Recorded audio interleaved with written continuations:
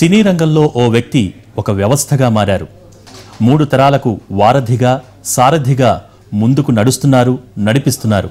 ఆయనే దర్శకరత్న దాసరి నారాయణరావు.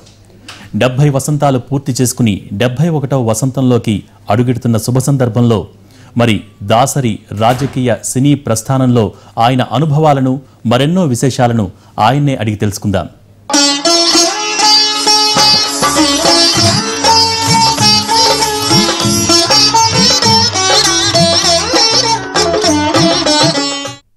దాసరి నారాయణరావు గారు, మీరు 70 వసంతాలు పూర్తి చేసుకుని 71వ వసంతంలోకి అడుగు పెడుతున్నారు.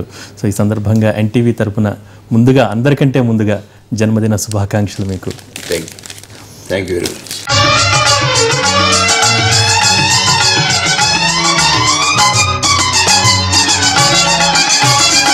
దాసరి గారు, 70 ఇయర్స్ ఆఫ్ లైఫ్లో మ్యాక్సిమం సినీ ఇండస్ట్రీలోనే గడిచింది.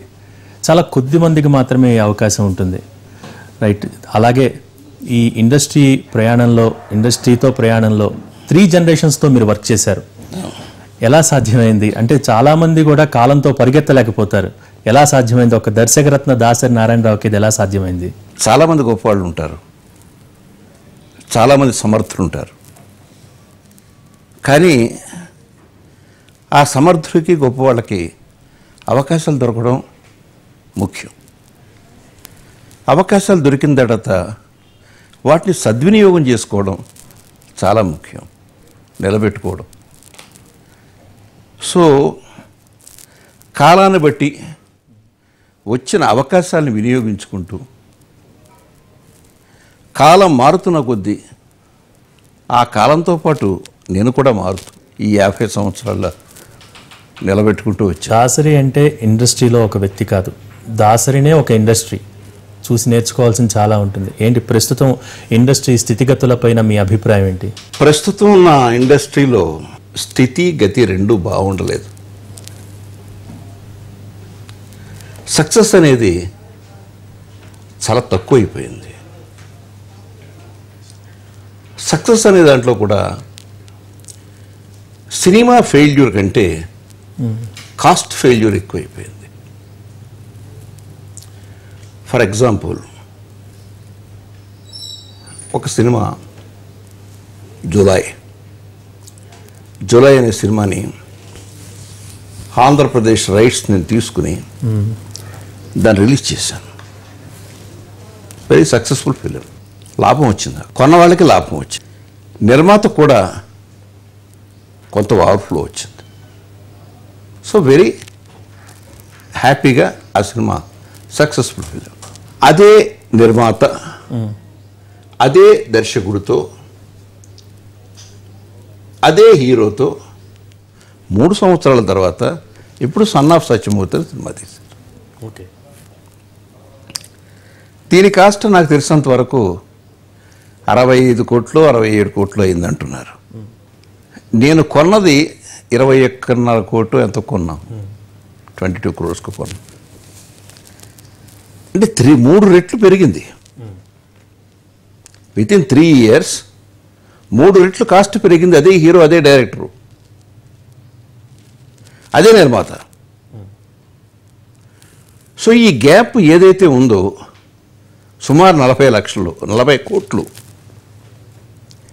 ఎందువల్ల పెరిగింది 40 కోట్లు? ఎవరికి ఇస్తున్నాం, ఎందుకు ఇస్తున్నాం, అది క్వశ్చన్.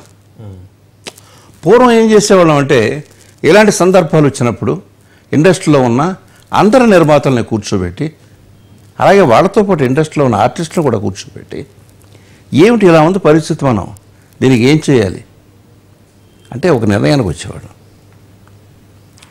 ఇప్పుడు మనం మాట్లాడుకుందాం అనుకున్నా కూడా అతని సినిమా ఎలా ఆడుతుందనేది పక్కన పెట్టి, ఇవ్వాలే వెళ్ళి బాబు నీకు నేను 12 కోట్లు ఇస్తాను, 15 కోట్లు ఇస్తాను, 20 కోట్లు ఇస్తాను, నాకు సినిమా చేయండి. ఆయన ఎప్పుడు చేస్తాడో తెలియదు, డైరెక్టర్ ఎవరో తెలియదు, కథ ఏంటో తెలియదు. ఇందాక మీరు అన్నారు స్థితిగతులు బాలేదు అని, కాలంతో పాటు మారాలి, అవకాశాలను అందిపుచ్చుకుని కాలంతో మారాలని. కేవలం ఇప్పుడు మీరు ప్రస్తావించినట్టుగా బడ్జెట్ ఒకటే కారణమా, లేకపోతే వ్యక్తుల వ్యవహార శైలి ఇవన్నీ కూడా స్థితిగతులు బాగోపోవటానికి కారణం అనుకోవచ్చా? రెండోది కూడా వ్యక్తుల స్వభావాలు, వ్యక్తుల కాన్సన్ట్రేషన్, డెడికేషన్. ఇప్పుడు పూర్వం ఏ హీరో అయినా వాళ్ళు సినిమాలో కథలో ఇన్వాల్వ్మెంట్తో పాటు సినిమాకులో కూడా ఇన్వాల్వ్మెంట్ ఉండేది. అంటే వేలు పెట్టడం కాదు, సినిమా ఎలా తయారవుతుంది, సినిమా రిలీజ్ అవుతుందా, సినిమా రిలీజ్గా ఉన్న ప్రాబ్లమ్స్ ఉన్నాయా అని తెలుసుకునేవారు. ఒక్కోసారి సినిమాకు ప్రాబ్లం వచ్చినప్పుడు వాళ్ళు సహకరించేవారు. ప్రస్తుతం ఇండస్ట్రీలో నిర్మాత పరిస్థితి ఏంటి? నిర్మాత అనేవాడు కేవలం క్యాషియర్లా మారిపోయాడు అన్న అభిప్రాయం వ్యక్తమవుతోంది. దీంతో ఎంతవరకు ఏకీభవిస్తారు? ఇందాక మీరు బడ్జెట్ గురించి కూడా చెప్పారు. ఇప్పుడు పూర్వం కథలో ఇన్వాల్వ్మెంట్ ఉండేది నిర్మాతకి. కథలో తను కూర్చునేవాడు, కథలో కూర్చున్న తర్వాత క్యాస్టింగ్లో తను కూర్చునేవాడు, హీరోల దగ్గరికి వెళ్ళేవాడు, మిగతా క్యారెక్టర్ ఆర్టిస్టుల దగ్గరికి వెళ్ళేవాడు, వాళ్ళతో మాట్లాడుకునేవాడు, వాళ్ళ రెమ్యూనరేషన్ మాట్లాడుకునేవాడు, షెడ్యూల్స్ వేయించుకునేవాడు, షూటింగ్ దగ్గర కూర్చొని చేయించుకునేవాడు. ఇది నిర్మాతకు అర్థం.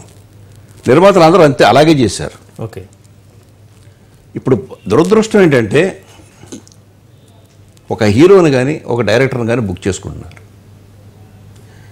డైరెక్టర్ని బుక్ చేసుకుంటే డైరెక్టరే హీరోని తీసుకొస్తాడు. ఒకవేళ హీరోకి అడ్వాన్స్ ఇస్తే హీరోయే డైరెక్టర్ని తీసుకొస్తాడు.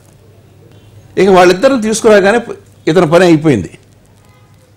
ఇతను బ్యాంకులోంచి డ్రా చేస్తూ లేకపోతే క్యాష్ డ్రాలోంచి డ్రా చేస్తూ క్యాష్ ఇచ్చాడు అడ్వాన్స్. తర్వాత వాళ్ళిద్దరూ డిసైడ్ చేస్తారు ఎప్పుడు సినిమా అనేది, ఏమిటి కథ అనేది, ఎవరు మిగతా క్యాస్టింగ్ అనేది.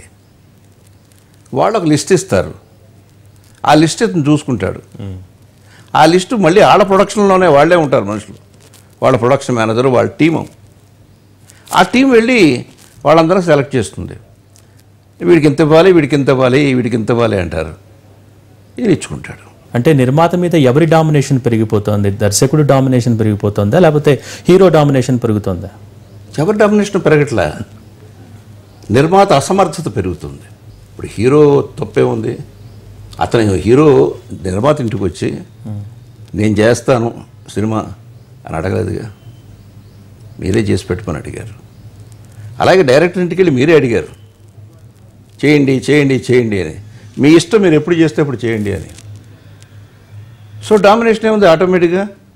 ఇప్పుడు నేను మీకు ఇంటర్వ్యూకి టైం ఇవ్వలేను అని చెప్పాను నేను. పర్లేదు సార్, మీరు ఎప్పుడు ఖాళీ ఉంటే అప్పుడు మేము ఇంటర్వ్యూ పెట్టుకుంటామండి అన్నారు. మీరు పొద్దున 7 గంటలకు వచ్చారనుకోండి, మీరంటే కాదు, జనరల్ స్పీకింగ్, మీరు ఉదయం 7 గంటలకు వచ్చారనుకోండి, నా ఇష్టం, రాత్రి 7 గంటల దాకా మిమ్మల్ని కూర్చోబెట్టి 7 గంటలకు నేను చేస్తాను. దాన్ని మీరు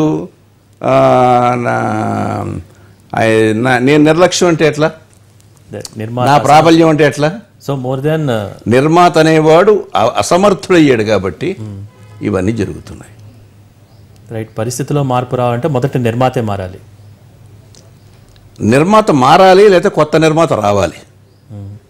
కానీ సరైన నిర్మాత స్టడీ చేసుకుని రావాలి. కానీ అటువంటి పరిస్థితి ప్రస్తుతం ఇండస్ట్రీలో ఉంది. ఆ కొత్త వాళ్ళని రానిచ్చే పరిస్థితి. డబ్బుంటే ఎవడైనా నిర్మాత అయిపోవచ్చు. ఇప్పుడు డబ్బున్నవాడే నిర్మాత. నిర్మాత అనే పదం ఉన్నవాడు నిర్మాత కాదు. ఇదివరకు తెలివితేటలు సామర్థ్యం ఉంటే నిర్మాతకి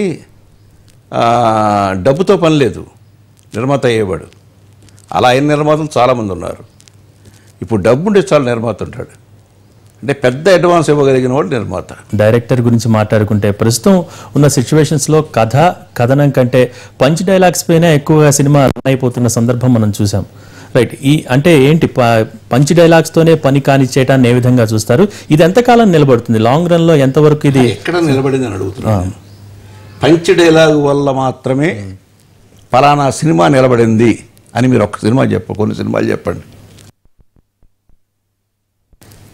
ఏదో 1-2 సినిమాలు ఉండొచ్చు పంచ్ డైలాగుల వల్ల. ఒక్క పంచ్ డైలాగుల వల్ల సినిమా ఆడిస్తుంది అంటే, ఈ మధ్యకాలంలో సక్సెస్ అయిన సినిమాలు చెప్పండి. ఏం సక్సెస్ అయినాయి? ఎన్ని సక్సెస్లు ఉన్నాయి? ఈ మధ్యకాలంలో పలానా సినిమా నిర్మాతకు డబ్బులు వచ్చాయి, డిస్ట్రిబ్యూటర్కి డబ్బులు వచ్చాయి, ఎగ్జిబిటర్కి డబ్బులు వచ్చాయని చెప్పండి. ఓ అత్తారింటికి దారి పక్కన పెట్టండి, ఓకే, ఓ గబ్బర్ సింగ్ పక్కన పెట్టండి, ఓ రేసుగురం పక్కన పెట్టండి, అలా కొన్ని సినిమాలు పక్కన పెట్టండి. నేను మిగతా సినిమాల గురించి అడుగుతున్నాను. This is a duration of 2 years. Right, ఇవన్నీ కూడా పంచ్ డైలాగ్స్ ఎక్కువగా ఉన్న సినిమాలే కదా దాసరి గారు. 3-4 కదా అవి. అవి కేవలం పంచ్ డైలాగుల వల్లే అట్లా. ఓకే, వాటిలో సబ్జెక్ట్ ఉంది, విషయం ఉంది, ఆర్టిస్టుల పెర్ఫార్మెన్స్ ఉంది, రిలీజ్ చేసిన టైం ఉంది. So many aspects are there. కేవలం పంచ్ డైలాగు వల్లే కాదు. పంచ్ డైలాగులు ఇవాళ కొత్తగా రాలే, పంచ్ డైలాగులు చాలా కాలం నుంచి ఉన్నాయి. రైట్. పంచ్ కోసం సీన్ తయారు చేయడం కరెక్ట్ కాదు. మోహన్ బాబు శివరంజన్లో నాకు డబ్బులు కావాలంటాడు, నా దగ్గర లేవు అంటూ చేస్తా. తిరుపతిలో లడ్లు, సినిమా యాక్టర్ దగ్గర డబ్బులు లేవంటే ఎవరు నమ్ముతారు చెప్పు అంటాడు. That's a punch dialogue. ఇవాళ కొత్తగా వచ్చినాయి కాదు, ఇలాంటి డైలాగ్ ముందు నుంచి వస్తున్నాయి. అవి సినిమాని బట్టి, సీన్స్ని బట్టి వస్తాయి, క్యారెక్టర్ని బట్టి వస్తాయి.